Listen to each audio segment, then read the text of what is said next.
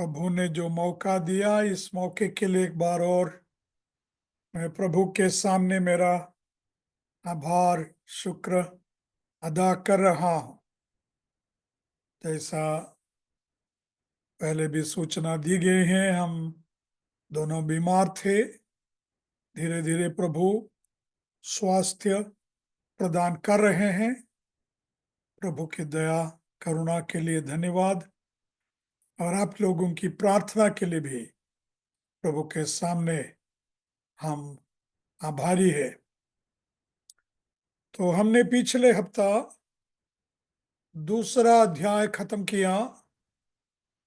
तो दूसरे अध्याय के आखिरी पदों में 28 और 29 में तो हमने देखा कि is not a Jew who is a Jew outwardly, neither is that circumcision which is outward in the flesh. यहूदी वो नहीं जो बाहरी तौर से यहूदी है, और खतना वो नहीं जो बाहरी तौर से शरीर में या देह में की जाती है, पर असल में यहूदी वो है जिनकी दिल की खतना हो चुकी है, जिनके कान की खतना हो चुकी है, जिनके जबान की खतना हो चुकी है, जिनके बारे में हमने पिछले हफ्ता देखा।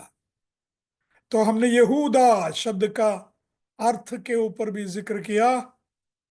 यहूदा शब्द का अर्थ है स्तुति, आराधना। तो हम है असल में यहूदी, जितनों ने प्रभु यीशु मसीह पर विश्वास किए हैं, हम है असल यहूदी, क्योंकि हम परमेश्वर की स्तुति लगातार करते रहते हैं। उस प्रभु की आराधना आत्मा और सच्चाई में अखंड करते रहते हैं।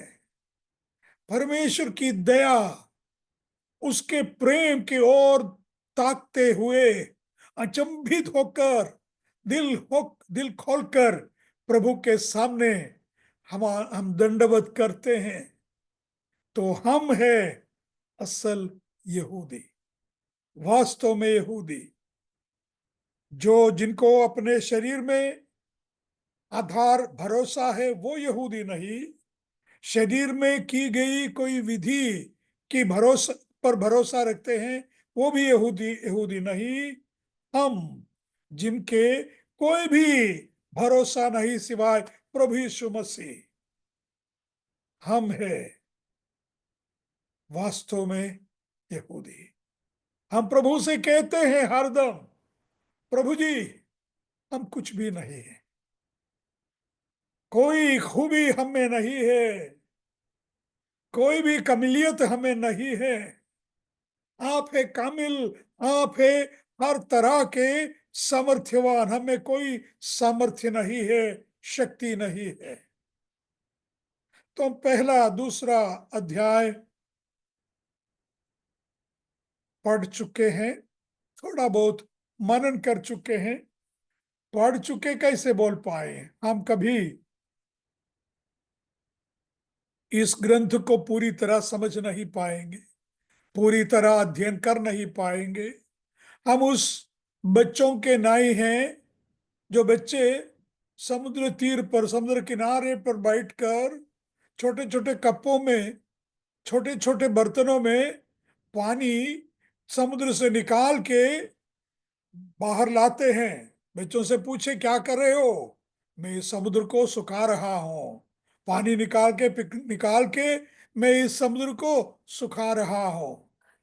ये कभी हो सकता है, कभी नहीं। उसी प्रकार है, परमेश्वर के शास्त्र को अच्छी तरह, पूरी तरह सब कुछ समझ पाए ना। तो हम ऐसे लोग हैं, उन बच्चों के नाई जो परमेश्वर के वचन का अध्ययन करते हैं। हमने पहला और दूसरा अध्यायों में देखा। पहला अध्याय ने बोला कि all the creation around us declares the glory of God. आकाश के तारे, पहाड़, पर्वत, पौधे, पेड़ और जानवर, everything everything declares the glory of God. तो ये पहला अध्याय। आकाश के तारों को हटाए तब मैं मानूंगा कि कोई भगवान नहीं है, नेपोलियन बोनापार्ट ने कहा।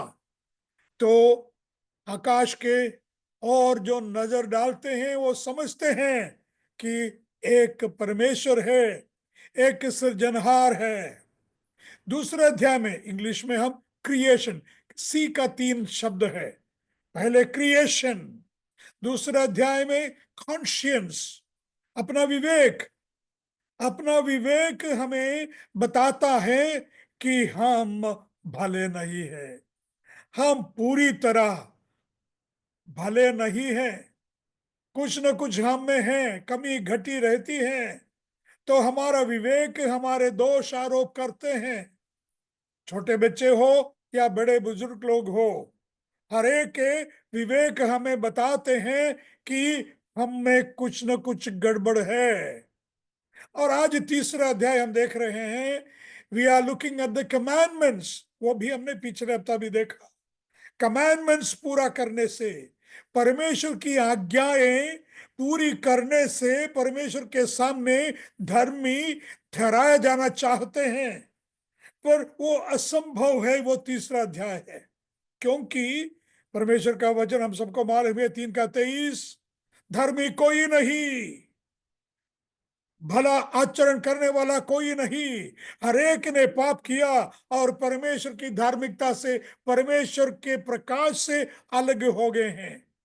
तो ये तीसरा अध्याय आज हम देखेंगे। तो तीसरा अध्याय के पहला वचन में लेखक हमें पूछ रहे हैं, what advantage then is there being a Jew? यहूदी रहने से क्या फायदा है? और what profit is there of circumcision? खतना करने से कोई फायदा है क्या?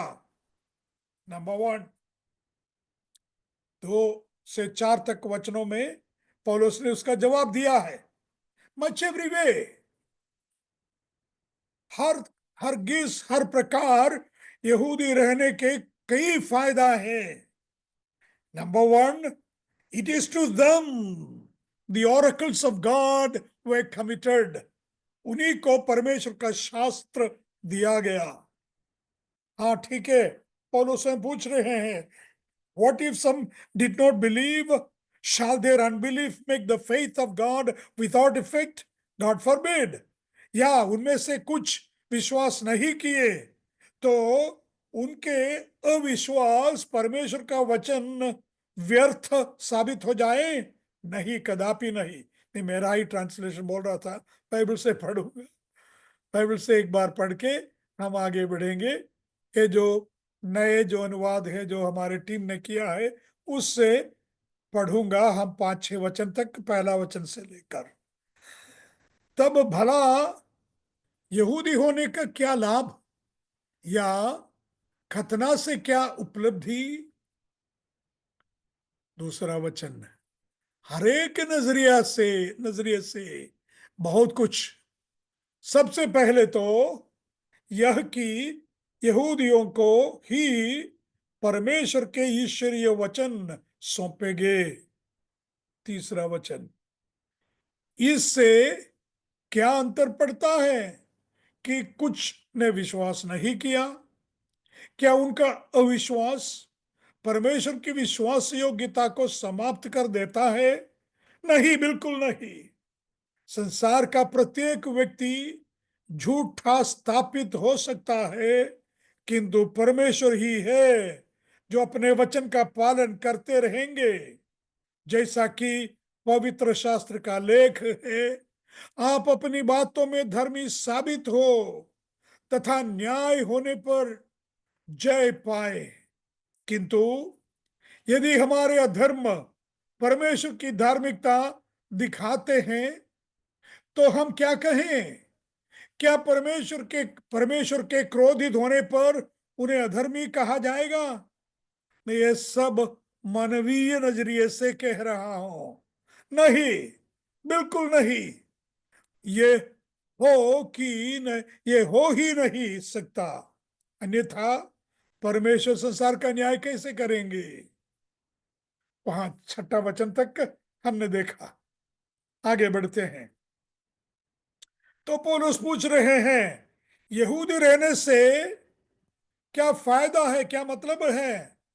अगर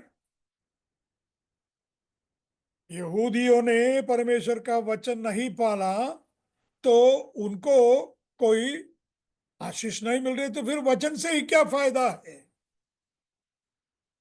परमेश्वर के वचन से हमें एक सच्चाई का ज्ञान मिलता है। एक सच्चाई का ज्ञान मिलता है। क्या है? I need a saviour. ये लॉ, नियम शास्त्र सारा मुझे बताया कि बचाना, खुद को बचाना संभव है। मुझे एक उद्धार करते की जरूरत है। यूहन्ना 8वां अध्याय के जिक्र कई बार किए हैं। लोगों ने व्यभिचार में पकड़ी गई स्त्री को लाए यीशु के सामने। बोले, हमारा नियम कहते हैं कि इसको पथरवार करके मार डालना है। तो यीशु ने पहले कोई जवाब नहीं दिया, फिर झुककर जमीन पे लगा। जमीन पे लिखने लगा। तो मैंने ऑलरेडी कह चुका है कि वो अगर यीशु ने जो लिखा है तो क्या लिखा होगा। तो कई पंडितों ने कई जवाब के उत्तर दिया है। तो यीशु ने जो लिखा है शायद ये होगा कि जिस उंगली से मोशे को पत्थर की पाटियों पर 10 आज्ञा लिख के दिया, उसी उंगली से अभी जमीन पर लिख रहे हैं। यीशु ने शायद उनको शेष नियम लिखा होगा। जैसा मैंने कह चुका है पिछले हफ्तों में, तुम 7वीं आज्ञा तोड़ने वाली स्त्री को लाए। 6ठी आज्ञा, 5वीं आज्ञा, 4थी आज्ञा, प्रभु यीशु मसीह ने लिखा होगा आज्ञा नंबर 1, मैं तुम्हारा परमेश्वर यहोवा हूं, मेरे अलावा कोई परमेश्वर न हो। मूर्ति बनाना नहीं, उसकी पूजा करना नहीं, वगैरह वगैरह। परमेश्वर ने सारी आज्ञाओं को प्रभु यीशु मसीह ने वहां जमीन पर लिख के उनके सामने दर्शाया। एक आज्ञा तोड़ने वाली स्त्री को तुमने लाया और तुम कहते इसे पथरवार करना है। देखो बाकी 9 आज्ञा के क्या होता है। बाकी 9 आज्ञा के क्या होता है। अभी कल परसों हम पढ़ रहे थे व्यवस्था, ड्यूट्रोनॉमी चैप्टर 21 के 18 से। चैप्टर 21 18 से ऐसा लिखा है, पूरा पढ़ने के हमारे पास वक्त नहीं है।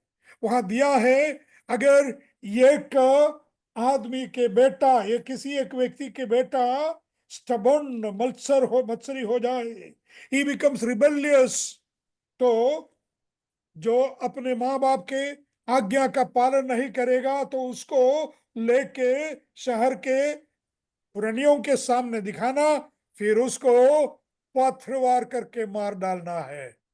ध्यान से सुनिए, उस पुत्र को जिसने पिता के माता के आज्ञा नहीं पालन की तो उसको पथरवार करके मार डालना है। पर हमारे सामने एक पुत्र की कहानी है जो अपने पिता से अपने ही हिस्सा लेकर भाग गया, दूर चला गया। तो वापस आने में, लंबी कहानी है इसलिए मैं ज्यादा समय नहीं बिताऊंगा उस कहानी पे। वापस आने में व्यवस्था 21 अध्याय के 18वां वचन के मुताबिक पिताजी ने उसको लेके नहीं गया शहर के पुरानियों के सामने, शहर के अधिकारियों के सामने लेके नहीं गया, बल्कि उस पिता ने क्या किया, दौड़ा उसके ओर, उस मत्सरी बेटे के, बागी बेटे के ओर भाग गया, उसको गले लगाया, उसे चूमते रहा, चूमते रहा, चूमते रहा। उसने कई पश्चाताप का वचन मन में सोच समझ के आया था, पिताजी से मैं बोलूंगा, हे पिताजी, मैं स्वर्ग से तुझसे पाप किया है, एक पुत्र कहलाना मैं योग्य नहीं हूं, मुझे एक नौकर के रूप में स्वीकार करो। कुछ बोलने को पिताजी ने मौका नहीं दिया होगा, गले लगाया, चूमते रहा, उसके गंदे फटे कपड़े निकाले, हाथ में अंगूठी पहनाए, पैर में चप्पल पहनाए, मतलब है पुत्र के जो अधिकार उसको वापस दिया। गले लगाने वाला प्रेम। हाँ मित्र, नियम शास्त्र अनुशासन करता है, नियम शास्त्र आज्ञा देता है, पथरवार करो, व्यभिचारी को पथरवार करो, माँ बाप को आदर नहीं देने वाले को पथरवार करो, चोरी करने वाले को पथरवार करो, खून करने वाले की खून करो। हमने मत्ती 5वां अध्याय के 22 और 28 पिछले हफ्ता देखा। Matthew 5, 22 and 28. 22 speaks about murder. हम सोचते हैं मर्डर, हत्या, खून, मतलब हम छुरी लेके या तो बंदूक लेके किसी को मार डाले ना। मत्ती 5वां अध्याय के 22 में यीशु ने कहा, यदि तुम अपने भाई को मूर्ख बुलाए, उसकी हत्या तूने कर चुकी है। 28, यदि किसी स्त्री के बारे में गंदे विचार से देखते हैं, स्त्री को गंदे लक्ष्य से देखते हो, तो तुम उसके साथ वे विचार कर चुके हैं। हाँ मित्र, हम आगे बढ़ेंगे तो यहूदी रहने के क्या फायदा है, पौलुस ने पूछा। यहूदी रहने से परमेश्वर की पवित्रता समझते हैं, परमेश्वर कितना पवित्र है यह हमें समझ में आता है। यहूदियों के डाइटरी लॉस मालूम है ना, डाइटरी मतलब क्या खाना चाहिए, क्या नहीं खाना चाहिए, किस प्रकार खाना चाहिए वगैरह, बहुत ही फायदे के हैं। हाँ, हमने, मेरे ख्याल से हम इफिसियों के पत्र के अध्ययन करते करते देखा था कि यहूदियों के नियमों में एक नियम है, किस प्रकार टॉयलेट जाना है ना, याद है किसी को? मैंने दिखाया था आपको, इवन टॉयलेट जाने के बारे में। या ड्यूट्रोनॉमी चैप्टर 23 वर्स 12, ड्यूट्रोनॉमी 23 वर्स 12, 23 के 12 मेरे हिंदी में, designate a place outside the camp where you can go to relieve yourself. As part of your equipment, have something to dig with. When you relieve yourself, dig a hole and cover up your excrement. हाँ, आपको शायद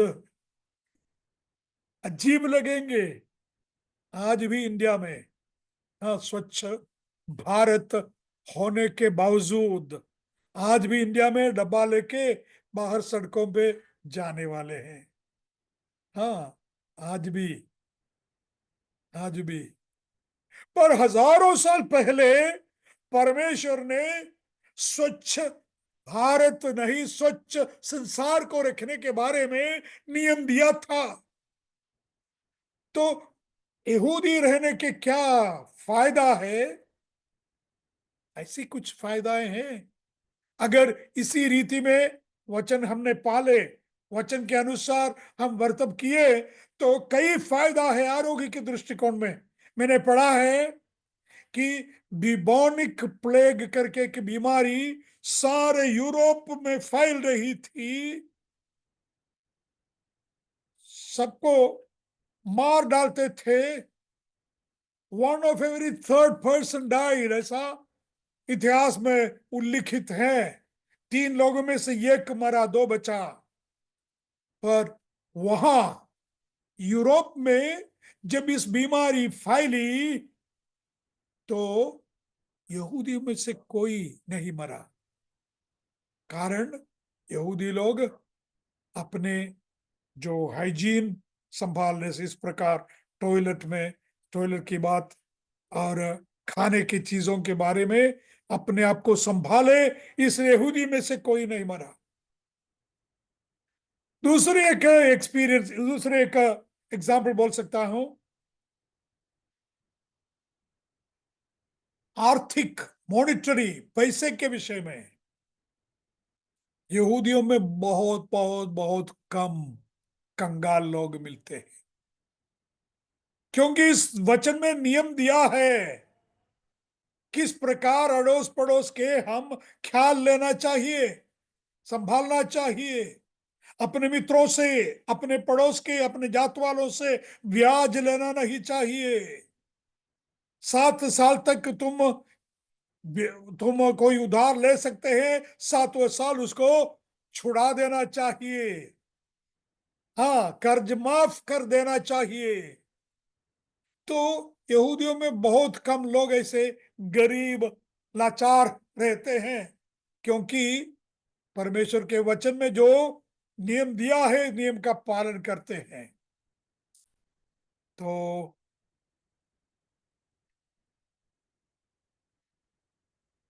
परमेश्वर का वचन पालने में, वचन के अनुसार चलने में क्या फायदा है?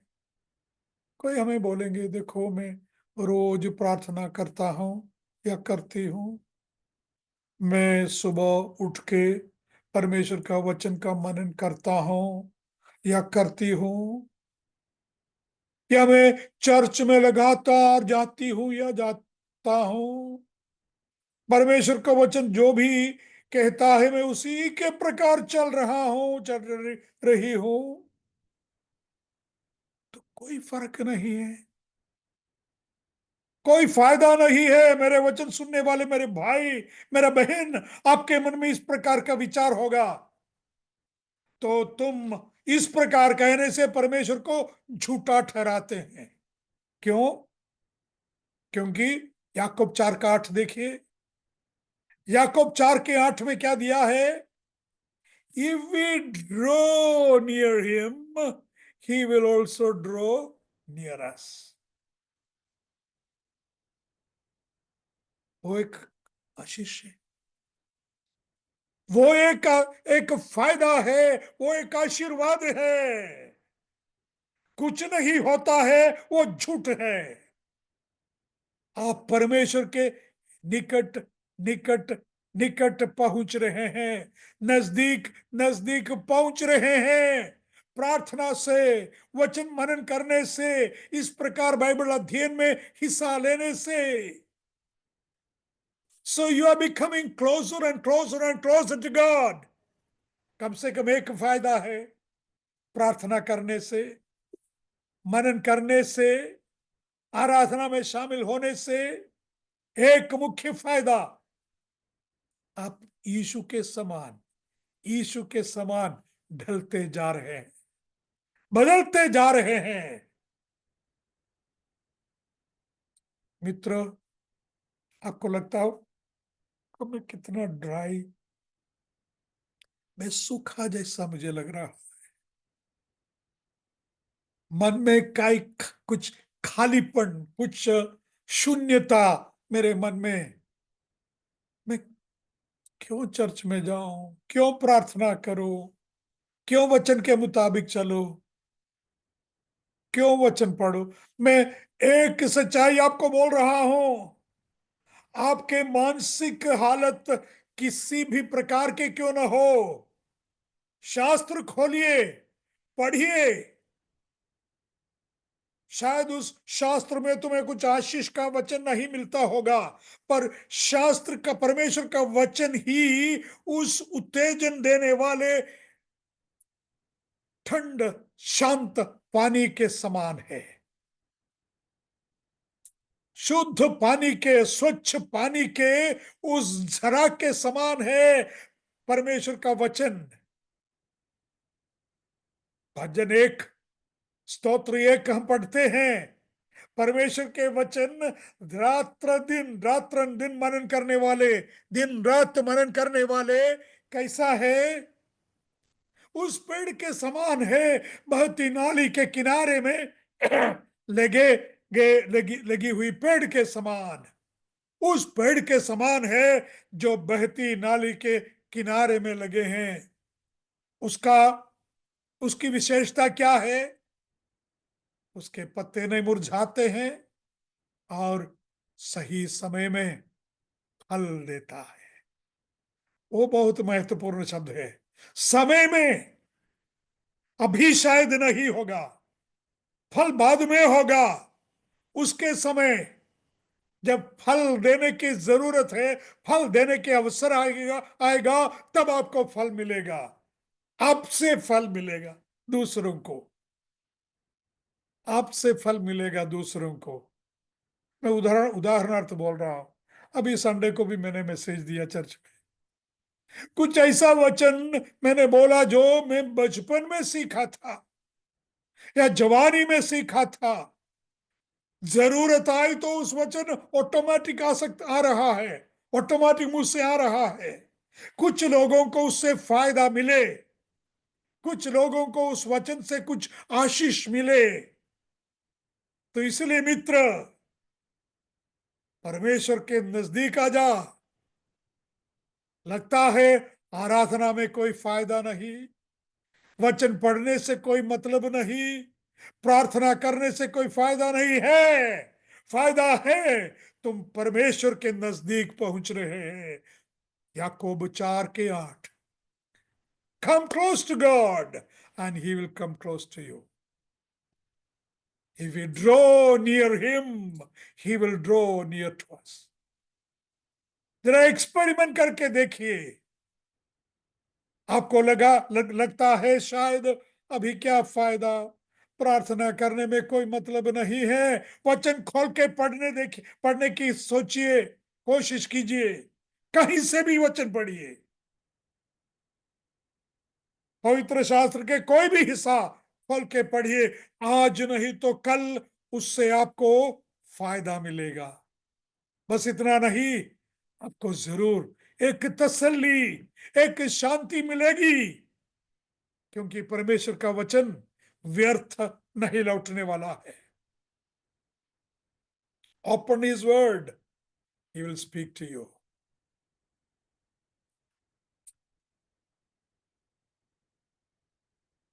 परमेश्वर का वचन हमें न्योता दे रहा है। It's giving an invitation. परमेश्वर जानते थे प्रारंभ से ही कि प्रभु को सभी स्वीकार करने वाले नहीं है। सभी प्रभु को स्वीकार करने वाले नहीं है। कुछ लोग हैं, हम बाद में आने वाले अध्याय में देखेंगे। परमेश्वर ने कुछ लोगों को उद्धार के लिए ठहराया है। हम इफिसियों के पत्र में देखा, whom he foreknew he also called। पहले से जिनको जाना उन्हें परमेश्वर ने बुलाया। वो पहले से जानते हैं परमेश्वर। कुछ लोग कितना भी तुम चिल्लाओ, कितना भी तुम प्रचार करो, कुछ लोग स्वीकार नहीं करने वाले हैं।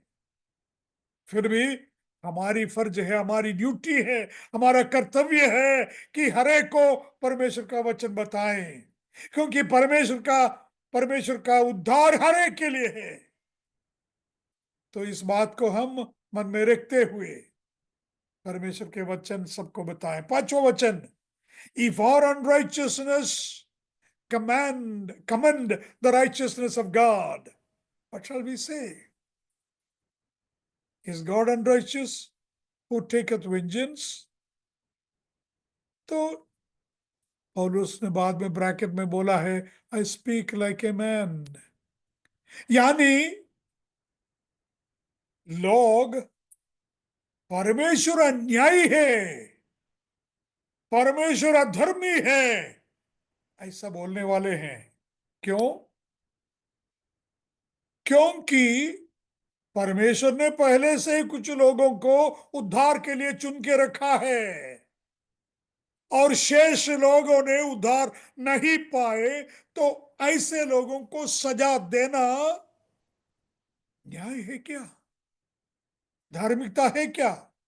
संसार के लोग पूछेंगे। और इसलिए हमने पहला अध्याय और दूसरा अध्याय देखा। पहले अध्याय में क्या देखा? परमेश्वर अपनी महिमा, अपना गुण, अपना स्वभाव निसर्ग में, संसार में, सृष्टि में दिखाए। He showed his glory, his character in the creation.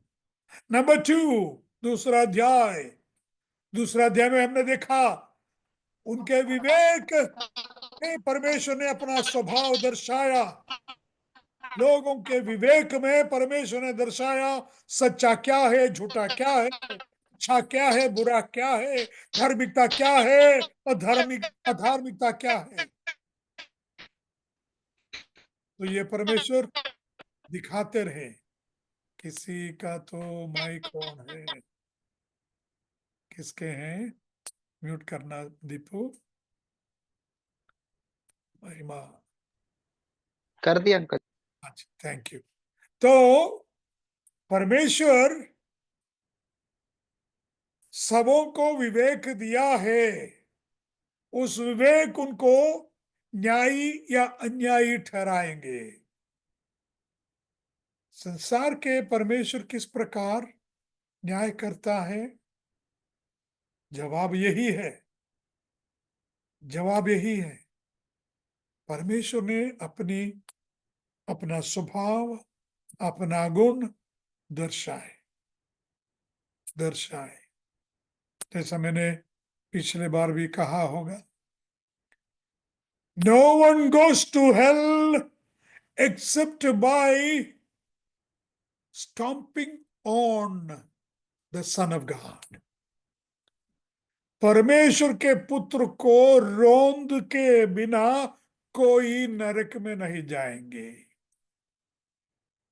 हमें नरक से रोकने के लिए, नरक के ओर के हमारे इस यात्रा को, इस दौड़ से हमें रोकने के लिए परमेश्वर भिन्न भिन्न प्रकार के माध्यम इस्तेमाल कर रहा है। परमेश्वर का वचन, हमारे विवेक और निसर्ग। कोई ये नहीं बता पाएंगे कि मुझे मालूम नहीं था, मुझे मालूम नहीं था। तो परमेश्वर हमें बताते हैं। हम 6 से 8वां पद पढ़ेंगे। God forbid. 6 से 8 तक एक बार और पढ़ के आगे बढ़ेंगे। नहीं, बिल्कुल नहीं, ये हो ही नहीं सकता। अन्यथा परमेश्वर संसार का न्याय कैसे करेंगे?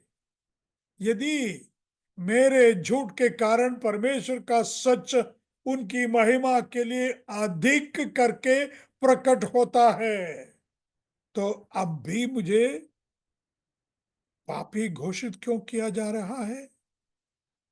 तब ये कहने में क्या नुकसान है? 8वां वचन, जैसा कि हमारे लिए निंदा से भरे शब्दों में ये दावा भी कहा जा रहा है कि ये हमारा ही कहना है कि चलो बुराई करें कि इससे ही कुछ भला हो जाए, उन पर घोषित दंड सही है। कुछ लोगों के कहना है, ये हम 6ठा अध्याय में भी पढ़ेंगे बाद में, कुछ लोगों के कहना है चलो हम बुरा करेंगे क्योंकि उसमें से कुछ भलाई निकले, कुछ भलाई उसमें से आगे आए, इसलिए हम कुछ भलाई उसमें से आने से हम कुछ बुराई करते रहे। मैं जो वचन है वो थोड़ा कठिन वचन है, इसलिए तो एक एग्जाम्पल के रूप में बोल रहा हूं।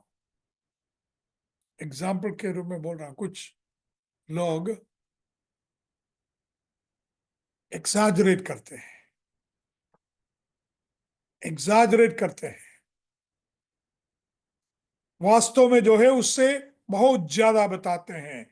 हमने ट्रैक्ट डिस्ट्रीब्यूशन के लिए गया, हजारों लोगों को ट्रैक्ट दिया, उनमें से 10 लोगों ने यीशु मसीह को स्वीकार किया। तो ये बोलने के क्या मतलब है? शायद एक ने किया होगा, शायद किसी ने भी नहीं किया होगा, फिर भी सुनने वालों को जरा अच्छा लगता है। देखो, हमारे भाई बहनों ने सेवा के लिए बाहर गए, बहुत अच्छा हो गया, प्रभु की स्तुति हो। तो प्रभु की स्तुति होने के लिए थोड़ा सा झूठ बोले, है ना, हल्का सा झूठ बोले प्रभु की स्तुति कर, महिमा होने के लिए। चलो हम बुराई करें ताकि कुछ भलाई उससे निकल आएगी, वो नहीं। कुछ लोग बोलते हैं ना, एंड जस्टिफाइज द मीन्स। कुछ भी क्यों ना हो, कुछ भी करो, अंत में क्या होता है, सिर्फ उसी पर हमारा ध्यान रहना है। दूसरे धर्म के निंदा नहीं कर रहे हैं, ऐसा मत सोचो। फिर भी मैं थोड़ा सा आवाज कम करके बोलूंगा। भगवान कृष्ण ने क्या बोला? धर्मण्येव धर्मण्येव धर्मण्येवाधिकारस्ते मा फलेषु कदाचन। धर्मण्येवाधिकारस्ते मा फलेषु कदाचन। कहानी आपको मालूम है? अर्जुन ने देखा सामने उसके साथ लड़ने के लिए दुश्मन के रूप में कौन है? अपने भाई है, कजिन्स है, अपने गुरु है, अपने मामा है, सारे अपने रिश्तेदार है। तो मैं कैसे रिश्तेदारों को मार डालूं? मेरे गुरु को कैसे मार डालूं? मुझसे ज्यादा परिचित होंगे आप लोग, महाभारत वगैरह। तो कृष्ण ने बोला कि सामने कौन खड़ा है वो मत देखो, कर्म करना, कर्मण्येवाधिकारस्ते, कर्म के ऊपर ध्यान रखो। तेरा कर्म है, लड़ना है, मार डालना है। किसको मार रहे हैं चिंता मत करो, सामने दुश्मन कौन है चिंता मत करो। इसको इंग्लिश में अगर बोले तो एंड जस्टिफाइज मीन्स। अंत में क्या फायदा होने वाला है, बस उतने के बारे में सोचना है। नहीं, नहीं, परमेश्वर चाहते हैं शुरू से लेकर अंत तक पवित्र हो, शुरू से लेकर अंत तक धार्मिक हो।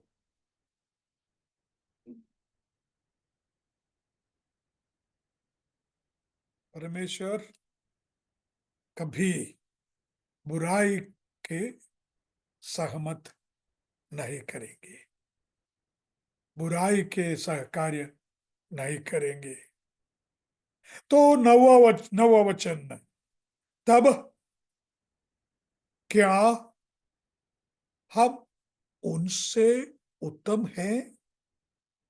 बिल्कुल नहीं। हम पहले ही ये स्पष्ट कर चुके हैं कि यहूदी तथा यूनानी सभी पाप के अधीन है। क्योंकि 10वां वचन, पवित्र शास्त्र का लेख भी यही है, कोई भी धर्मी नहीं, एक भी नहीं, कोई भी नहीं जिस जिसमें सोचने की शक्ति है, कोई भी नहीं जो परमेश्वर को खोजता है, कोई भी नहीं। ये क्यों बोल रहे पौलुस? कोई भी नहीं। हाँ, बहुत ही धर्मी लोग हैं।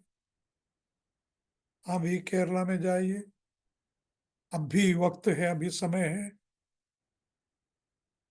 आंध्रा से, तमिलनाडु से, कर्नाटक से, नॉर्थ इंडिया से भी लोग एक पहाड़ के ऊपर चढ़ रहे हैं, एक जंगल में एक मंदिर है, जंगल के भीतर, शबरीमला बोलते हैं। वहां उस पहाड़ चढ़ने को साल में एक बार जाते हैं। और क्या बोलते हैं, नग्न पाद, मतलब पैर में कोई चप्पल नहीं, जितना हो सके नंगे।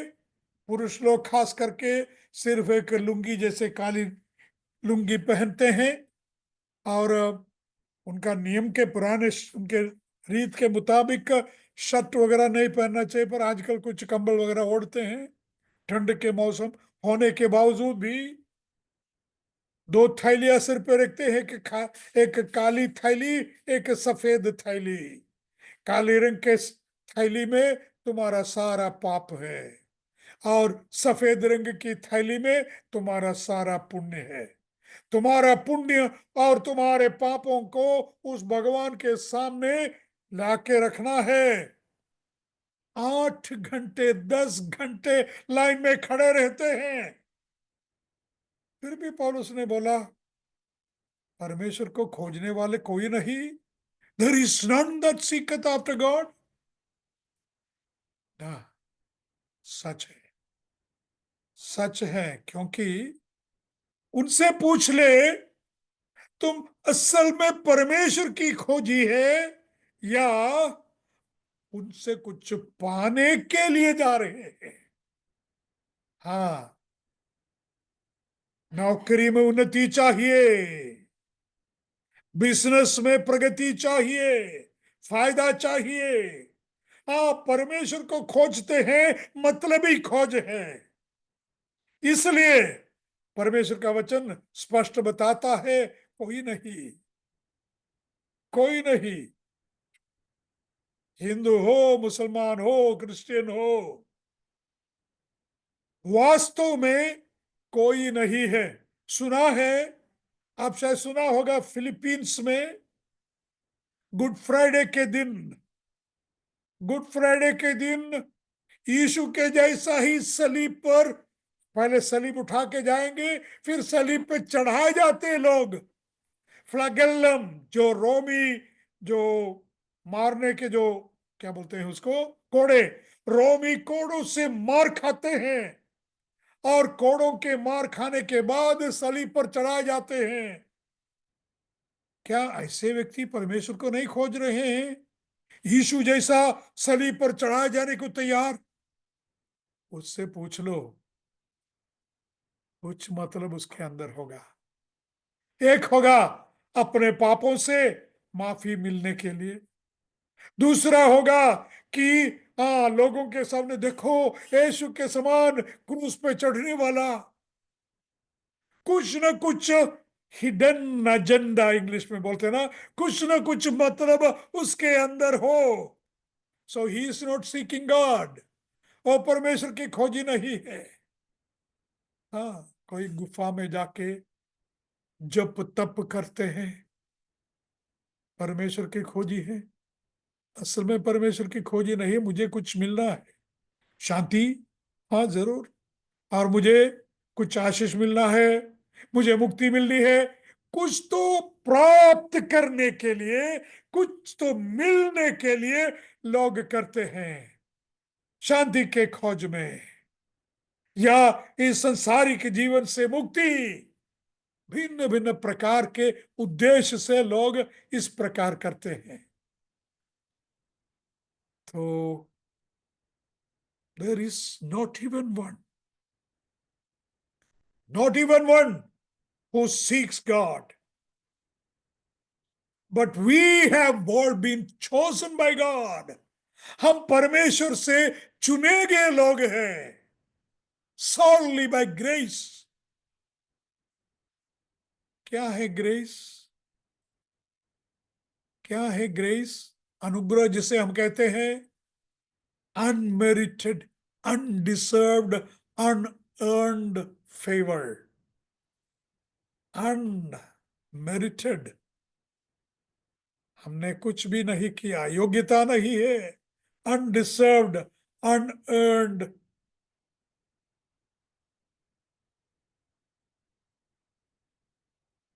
फेवर, हमारे और परमेश्वर का अनुग्रह।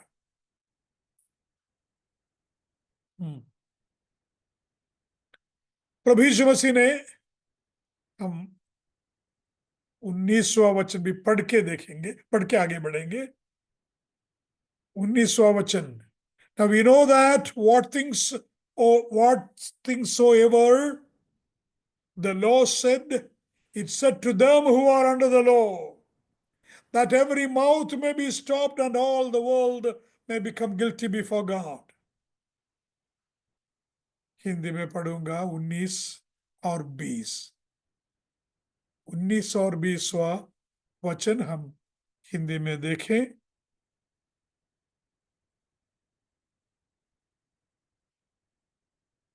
अब हमें यह तो मालूम हो गया कि व्यवस्था के निर्देश उन्हीं से कहते हैं जो व्यवस्था के अधीन है, कि हर एक मुंह बंद हो जाए और पूरा विश्व परमेश्वर के सामने हिसाब देने वाला हो जाए। क्योंकि सिर्फ व्यवस्था के पालन करने के द्वारा कोई भी व्यक्ति परमेश्वर की दृष्टि में धर्मी घोषित नहीं होगा। व्यवस्था के द्वारा सिर्फ ये एहसास होता है कि पाप क्या है। एक बार इंग्लिश से भी हम पढ़ेंगे। Now we know that whatever the law says, it says to those who are under the law, so that every mouth may be silenced and the whole world held accountable to God.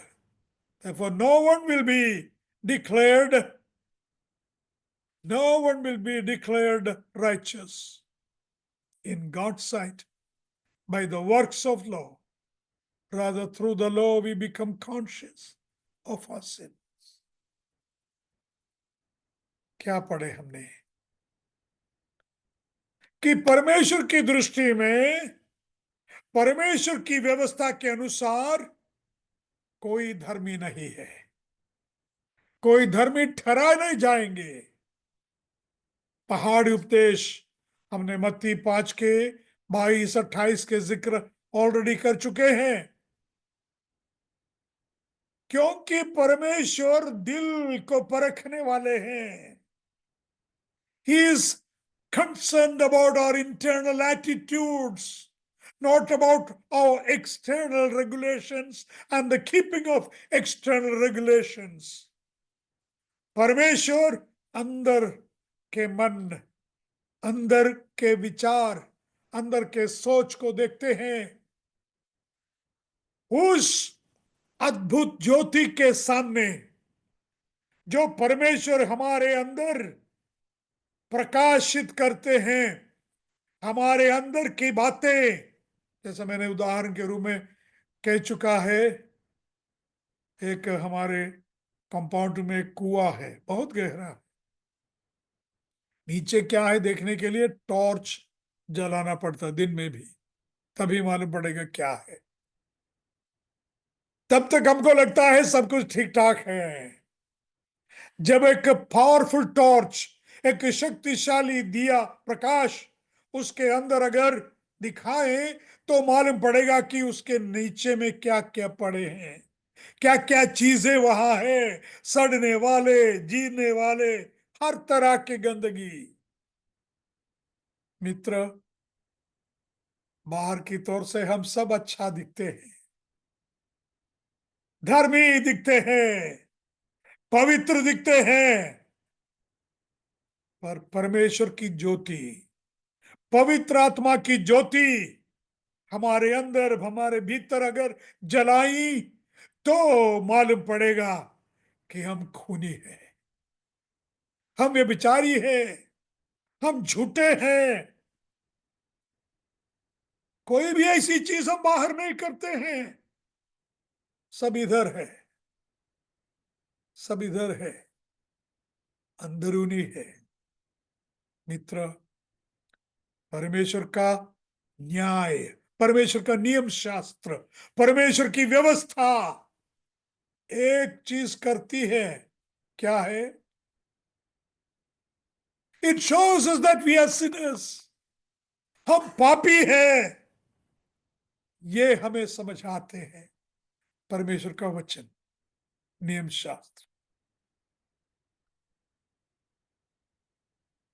20वां वचन हमने पढ़ा, by the deeds of the law there shall no flesh be justified in his sight, for by the law is the knowledge of sin, पाप का ज्ञान।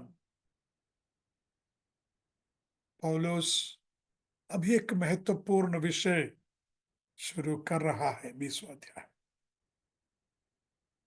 20वां वचन है। Paul introduces the most important topic, one of the most important topics, that is justification, धर्मी ठहराया जाना। It is a legal term. It is a legal term. नियम के मुताबिक, नियम से लिया हुआ एक शब्द है जस्टिफिकेशन। जस्टिफिकेशन क्या है? एक एग्जाम्पल मैंने पढ़ा है, आपके भी एग्जाम्पल हो, कि किसी ने एक रोल्स रॉयस कार खरीदा, वो लेके गया, चलाए। ये कहानी असल में घटी है। रोल्स रॉयस मतलब संसार के सबसे महंगी गाड़ी है। वो इंग्लैंड से फ्रांस में लेके गए। फ्रांस में वो गाड़ी चला के जाते जाते वो खराब हो गई। उसने फोन किया कि कंपनी को, देखो आपके रोल्स रॉयस, मेरा रोल्स रॉयस खराब हो गई, गाड़ी आगे नहीं बढ़ रही है। कंपनी वालों ने फ्लाइट में लोगों को भेजा फ्रांस में, रिपेयर करो। रिपेयर करके लाए, रिपेयर करके वे वापस आए, फ्लाइट से वापस आए मैकेनिक लोग। तो कुछ दिन के बाद इनके विचार था भी बिल आएगा, ये रिपेयरिंग के चार्जेस, बड़ा एक बिल। नहीं, कुछ नहीं आ रहे। महीनों के बाद भी बिल नहीं आया। उन्होंने फोन किया, हेलो रोल्स रॉयस कंपनी, आपके मैकेनिक आके फ्लाइट में आके मेरी गाड़ी को सुधार के गए, तो कोई बिल नहीं आया। तो ये लोगों ने बोले, सिस्टम में देखा, कौन से बिल? या रिपेयरिंग के, सारा देख लिया। बोले ऐसे कोई रिकॉर्ड हमारे सामने नहीं है, और रिपेयरिंग फ्री में था। That is justification. That is justification. हमारे ओर से कुछ भी करने की जरूरत नहीं है। एक और उदाहरण, ये भी मैंने पढ़ा है। ये जो, ये क्या होता है जस्टिफिकेशन, उसको समझाने के लिए, एक बड़ा आदमी, बड़ा आदमी मतलब एक अच्छा आदमी की बेटी ने, मान लो अभी सबसे बड़ा दुकान कौन सा है, मॉल, डी मार्ट है इधर। एग्जाम्पल के लिए मैं थोड़ा सा बदल रहा हूं। डी मार्ट में जाके बहुत हजारों रुपये के सामान खरीदे। तो ऐसे भी है कि ईएमआई, मतलब बाद में धीरे धीरे मैं भर दूंगा बोल के, भर दूंगी बोल के, इस लड़की ने हजारों रुपए के माल खरीद ली। कुछ महीनों के बाद पैसा नहीं मिल रहे हैं, कंपनी वालों ने नोटिस भेजा कि देखो तुम्हारे बेटी, पापा को भेजा, तुम्हारी बेटी ने इतने हजारों रुपए के माल खरीदे, इतने महीने हो गए, पर उसका बिल अभी तक नहीं दिया। हम तुम्हें कोर्ट में लेके जाएंगे। मामला कोर्ट में हम दर्ज करेंगे, जल्द से जल्दी पैसा लाना है, पैसा देना है। तो कोर्ट के डेट आ गया, कोर्ट में तारीख निकला, फलाना तारीख तुम पैसा लेके आना है, नहीं तो तुम्हारी बेटी को हम अरेस्ट करेंगे। तो वो लड़की आई, कोर्ट में आई लड़की, हजारों रुपए के माल खरीदी थी, लड़की कोर्ट में आई, साथ में एक लड़का भी है, साथ में एक लड़का भी है।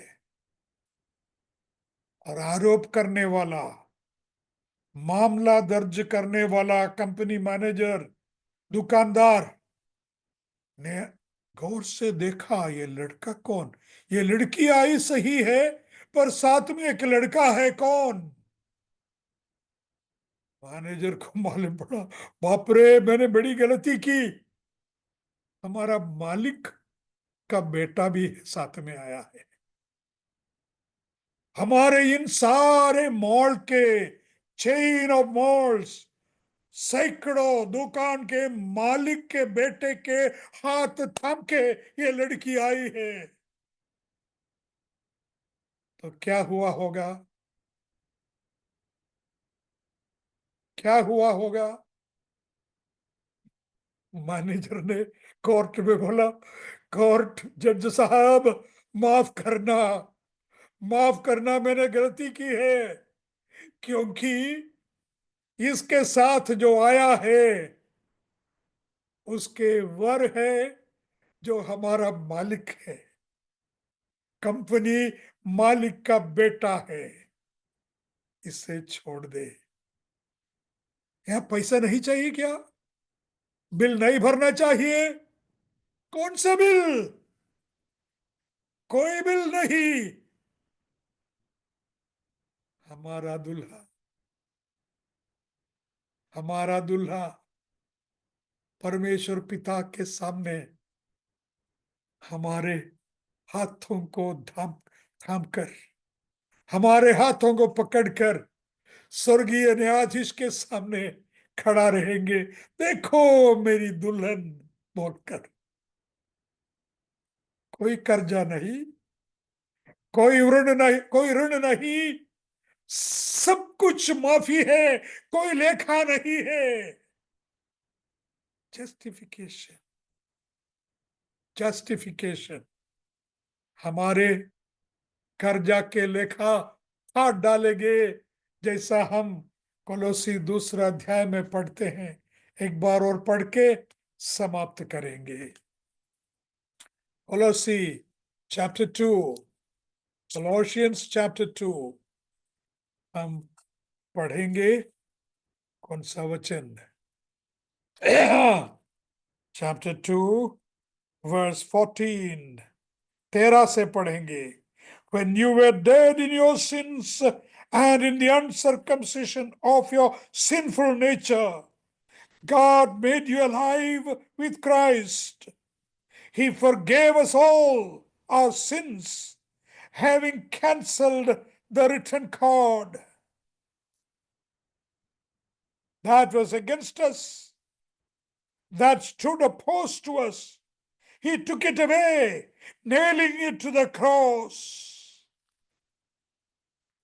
इससे ज्यादा क्या चाहिए? इससे ज्यादा क्या चाहिए? हमारे कर्जा के लेखा परमेश्वर ने, प्रभु यीशु मसीह ने सलीब पर ठोकर, सलीब पर उसको भी ठोकर हमारे कर्जा के लेख फाड़ डाला है। परमेश्वर पिता के सामने, स्वर्गीय न्यायाधीश के सामने, स्वर्गीय राजाधीश के सामने प्रभु यीशु मसीह हमारा दूल्हा हमें हाथ थामकर प्रसन्न करते हैं, प्रस्तुत कर रहा है, देखो मेरी दुल्हन। जैसा हम इफिसियों के पत्र में पढ़ते हैं, he is going to present us without any blemish, कोई कमी त्रुटि नहीं है। हम वो भी पढ़ के समाप्त करेंगे। इफिस 5वां अध्याय, राइट? एफिशिएंस हमने सीखा है, फिर भी इफिस 5वां अध्याय उसके 26वां तो 25 से पढ़ेंगे। हस्बैंड्स लव योर वाइफ्स, मेरे बाइबल से हिंदी से पढ़ूंगा ताकि आप लोग हिंदी में सुन पाए। एफिशिएंस 5:23 25 आई मीन 5:25 से। क्योंकि हाँ, पति को पत्नी का सिर है, जैसे कि मसीह कलीसिया का सिर है, और हाँ, आप ही देह का उद्धार करता है। हम्म, और जैसे कलीसिया मसीह के अधीन है, वैसे ही पत्नियां भी हर बात में अपने अपने पति के अधीन रहें। हाँ, हे 25 से, पतियों, 25 से 25वें आयत, पति। हाँ, 25वें आयत, हे पतियों, अपनी अपनी पत्नी से प्रेम रखो, जैसा कि मसीह ने भी कलीसिया से प्रेम करके अपने आप को उसके लिए दे दिया। आगे कि वो कि उसे वचन कि के उस स्नान से, मैं पढ़ूंगा ये- यहां से, वचन के स्नान के द्वारा पाप से शुद्ध कर अपने लिए अलग करे, कि उसे अपने लिए ऐसी तेजस्वी कलीसिया बनाकर पेश करे जिसमें न कोई कलंक, न कोई झुरी, न ही इनके जैसा कोई दोष हो, परंतु वो पवित्र व निष्कलंक हो। कहाँ है कर्जा, कहाँ है त्रुटि, कहाँ है कमी? कुछ भी नहीं है। हमारा दूल्हे ने, हमारा हमारा वर ने अपने रक्त बहाकर हमें शुद्ध किया है, पवित्र किया है, कलंक को हटाया है, कर्जा को फाड़ डाला है। यही है धार्मिकता, यही है धार्मिकता। परमेश्वर की ओर से मिलने वाली धार्मिकता के विषय में 6 मुद्दे मेरे सामने है। प्रभु की इच्छा में नेक्स्ट वीक हम देखेंगे, क्योंकि आने वाले जो कुछ वचन, चंद वचन है, उसमें इसका 6 गुण, 5 नहीं 6 गुण बताए गए हैं। इस धार्मिकता क्या है, कैसे है। प्रभु की महिमा हो।